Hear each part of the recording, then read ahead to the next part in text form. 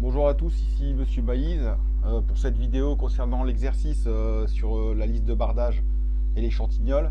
Alors il y a eu des questions qui ont été posées à propos de cet exercice. Je vais faire le tour de l'exercice histoire de vous montrer des choses. Alors dans l'exercice, là ici la mise en situation pour la construction d'une salle de tennis, votre entreprise vous demande de réaliser une liste de bardage placée en extrémité du bâtiment ainsi que son échantillol. Une liste de bardage est un élément linéaire fixé horizontalement entre deux poteaux destinés à maintenir le bardage. Alors là ici on voit un poteau, imaginez il y en a un autre de l'autre côté. Une liste de bardage, le bardage et son échantillol. Alors l'échantillol sert de maintien entre le poteau et la lisse. Dans notre bâtiment, la liste de bardage est de type Sigma S200, de longueur 280 mm et épaisseur 2 mm. Son échantillol est de type ESIG d'épaisseur 3 mm. Alors on est à cet endroit-là du bâtiment. Je vous invite à aller voir la vidéo concernant la terminologie autour de ce bâtiment. Alors l'exercice, le voilà. Alors on vous demande de rechercher les côtes extérieures de la lisse ainsi que l'angle manquant, de rechercher les côtes extérieures de l'échantillol et en déduire les longueurs développées de l'échantillol et de la lisse. Donner les paramètres de pliage. Concernant les paramètres de pliage, je vous invite à aller voir la vidéo concernant le choix du V, etc.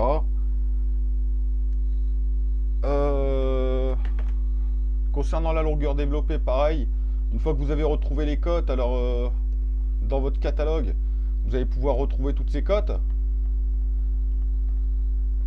Une fois que ces cotes vous les aurez trouvées, il suffit de les mettre sur le document correspondant.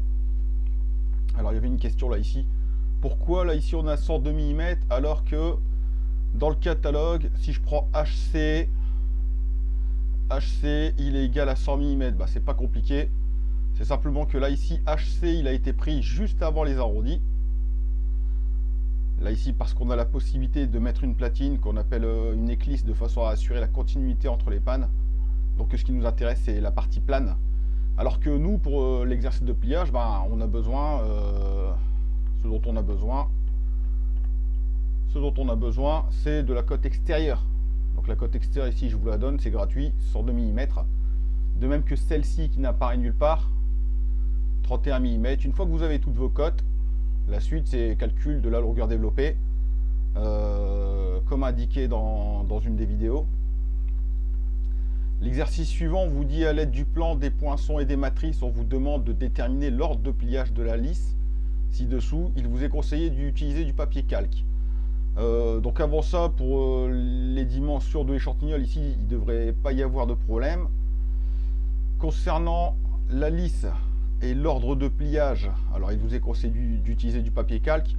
Vous pouvez également, je vous conseille également de dessiner la lisse sur du papier. Ça ne devrait pas être compliqué, ça devrait être assez rapide à faire.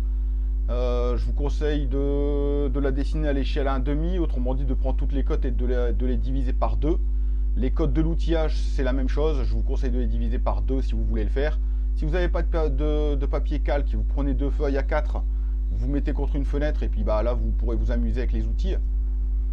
Alors les outils, l'outillage.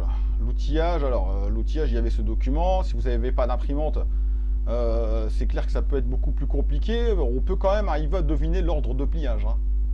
L'ordre de pliage, pour ma part en tout cas, j'ai pas besoin de papier calque pour arriver à le deviner. Alors, si vous n'avez pas de papier calque et qu'il vous faut les dimensions de ces outils, les voilà.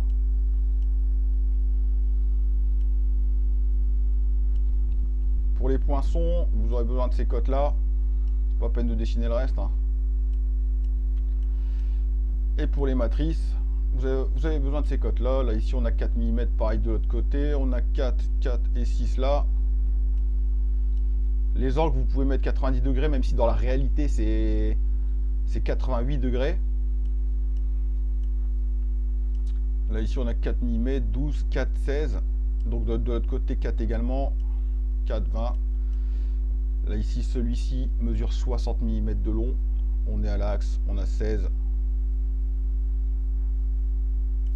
Voilà pour les codes de l'outillage.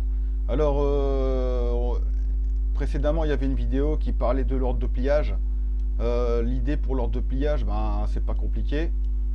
C'est juste que là, ici, par exemple, si je termine par ce pli-ci, alors avant ça, vous imaginez la tôle est plane, donc il y a possibilité de la positionner, sauf que quand je vais commencer à plier, je vais me retrouver dans cette situation-là.